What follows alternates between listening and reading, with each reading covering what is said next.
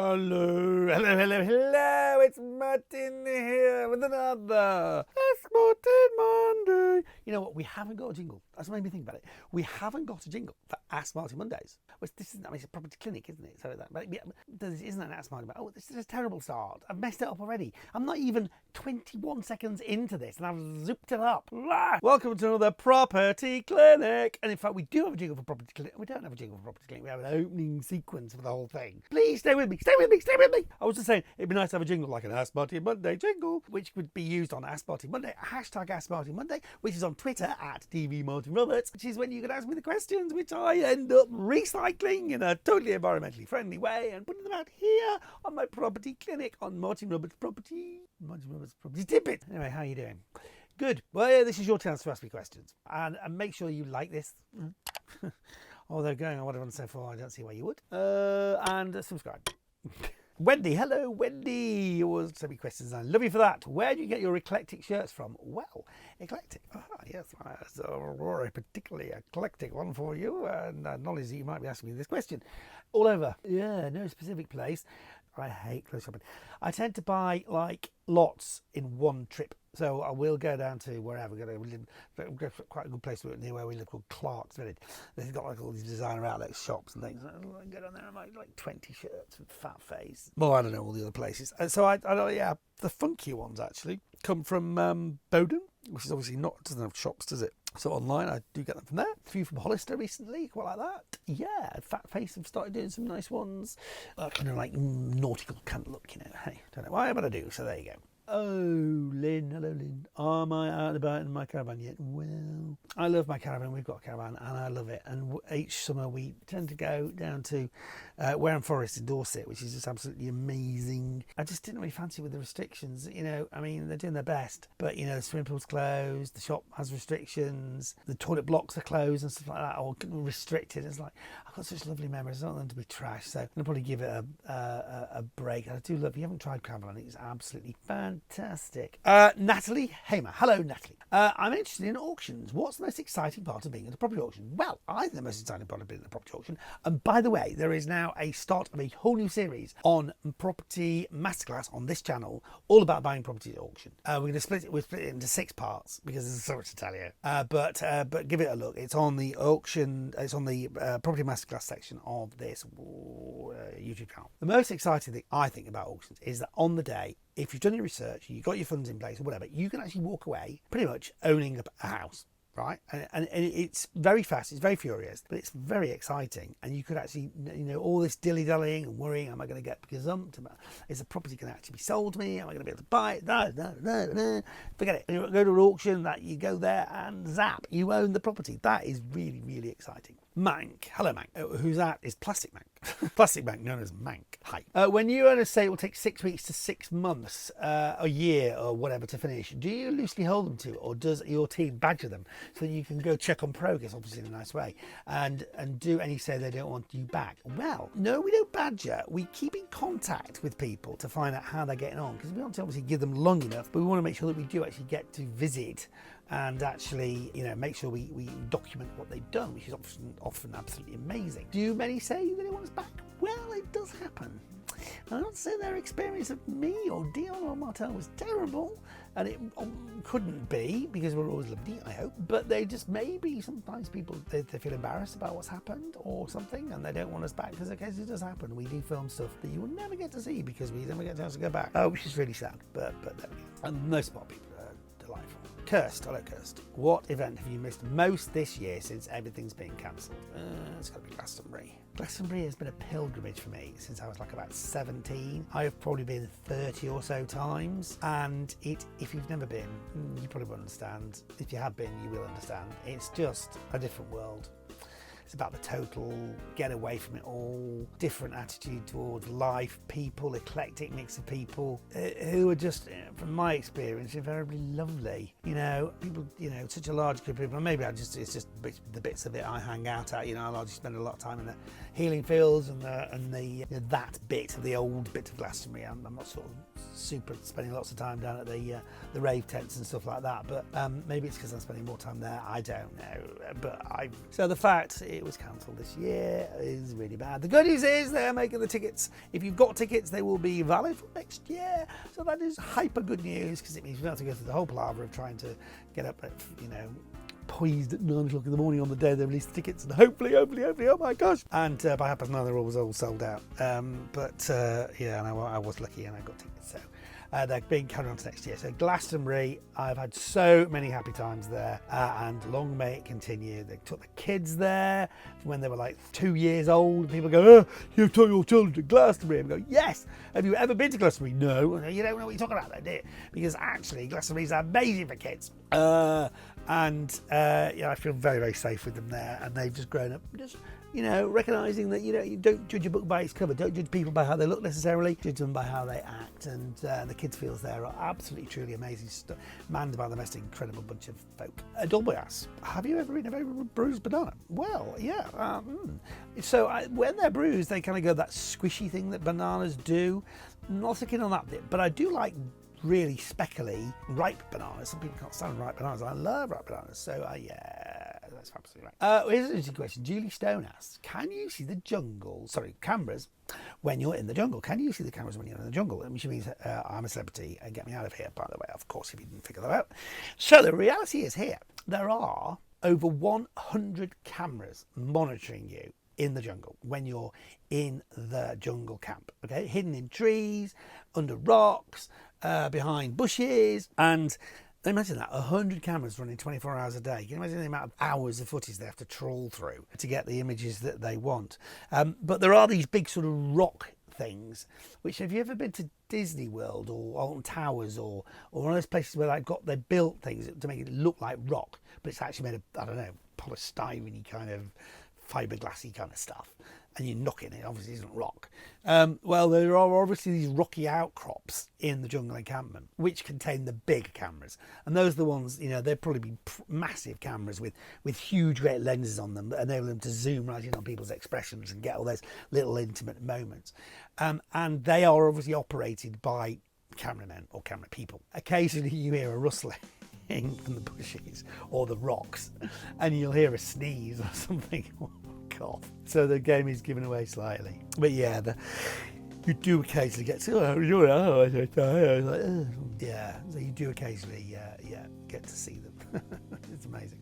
The whole production is amazing. There's 800 people working on I'm a Celebrity. Yeah, I mean, it's like being in a Hollywood movie. In fact, probably more than a Hollywood movie. 800 people. I mean, that's like a Marvel movie. It's just amazing. Hi, Barbie Lillyway.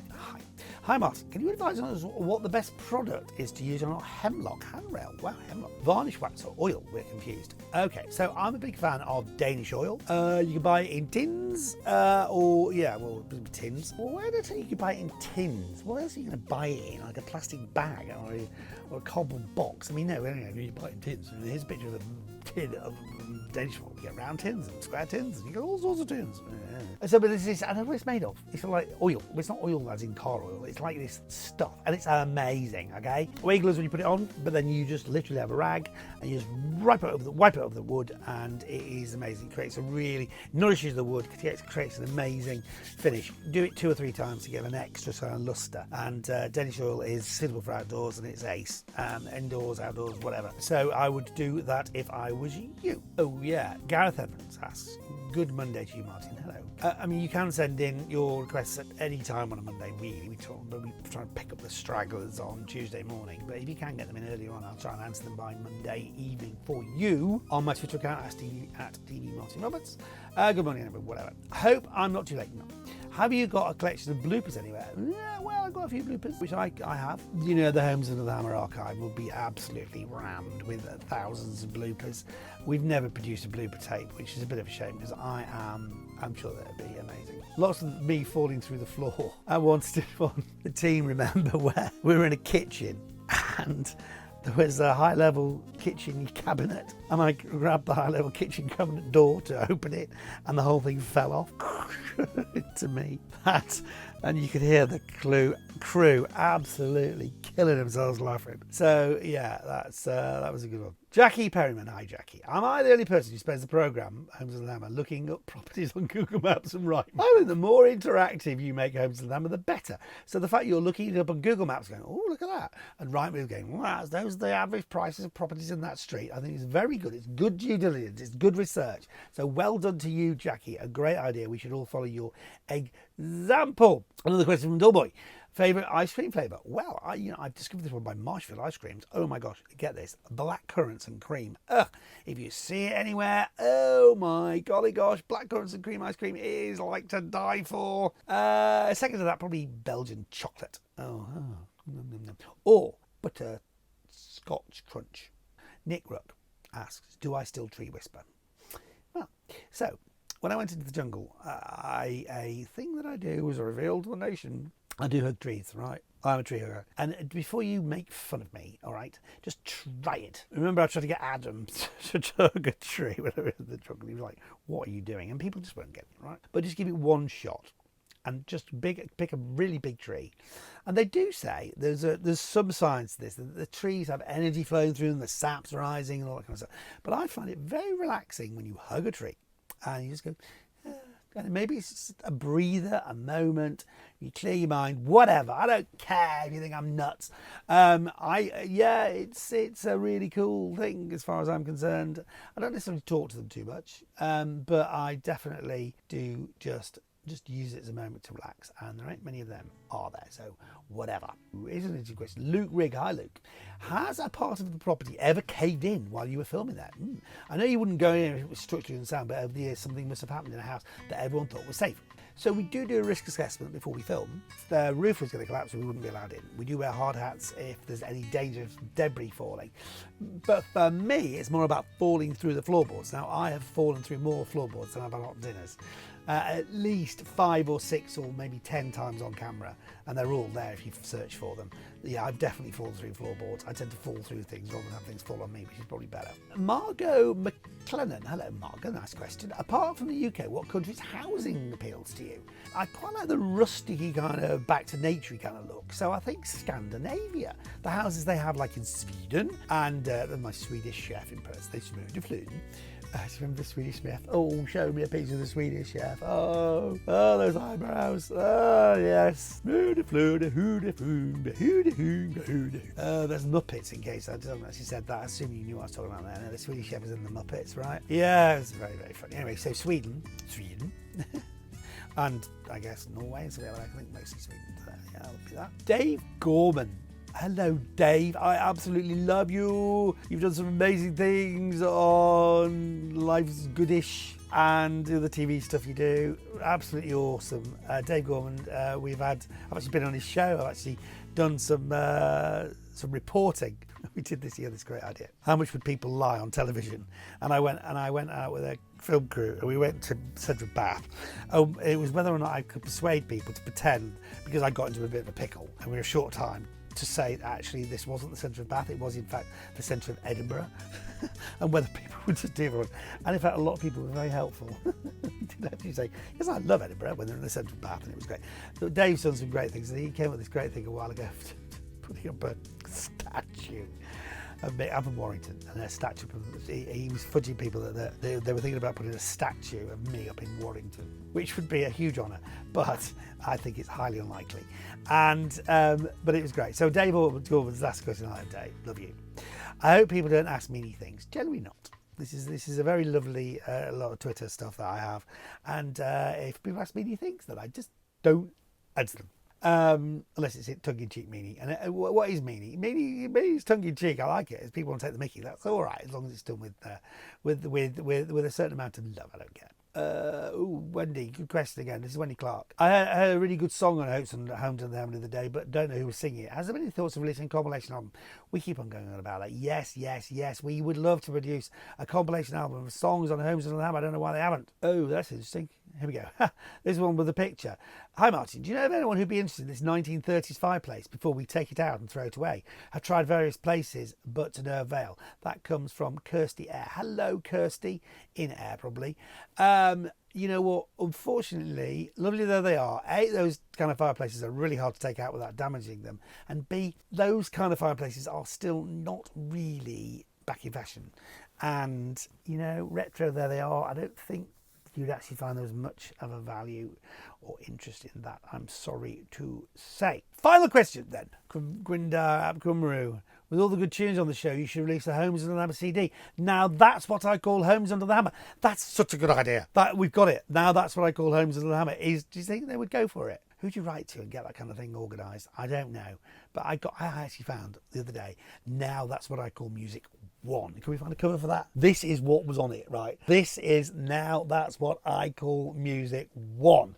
It was like 1985, I think it was. I think it had Lamar and Haircut 100, and I think it had Wherever I Lay My Home by Paul Young. Oh, just all sorts of classic. I can't remember, probably all those are wrong. But anyway, I found the cover. I've got it somewhere. I'll find it for next time.